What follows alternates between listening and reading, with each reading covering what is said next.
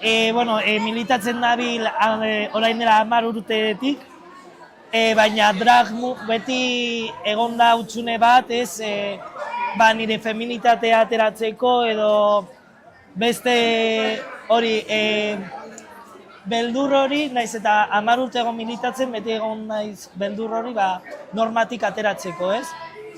Azkenean egin nuen autua draga egiteko, nire burua gaitik lehena eta ni salbatza gaitik eta ni izatea gaitik. Osa, armairua ez, esaten dugun armairu hori betidanik apurtzeko eta ni laguntzeko. Nik hasi nintzen, nik jostuna naz, eta dragarekin alto bana egin nezake.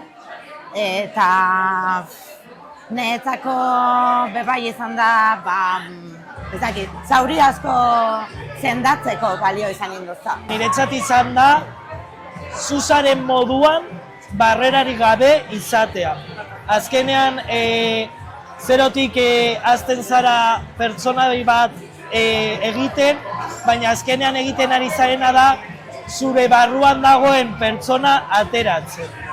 Eta orduan niretzat izan da hori draga edo draga barrerarik gabe zuzarena ateratzen. Arte performatikoa bat.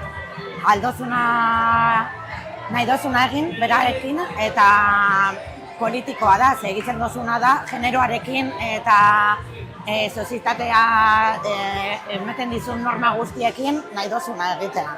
Egia da draga ez dela berria, ez? Baina, badala urte asko eta pertsona asko egiten dute draga Euskal Herrian orain dela denbora askoz, adibidez Jogurunea Boroba dela erreferente bat Euskal Herria. Baina egia da, azken urteetan eraldaketa soziala egin duena izan da, igual draga lokaletik irtetzea eta espazio berriak bere ganatzea, ez? Lehen topagune bat ezen, nik daramat 10 urte topagunetara joaten, eta ezen... Nik egon nintzen lehenengo topagunean.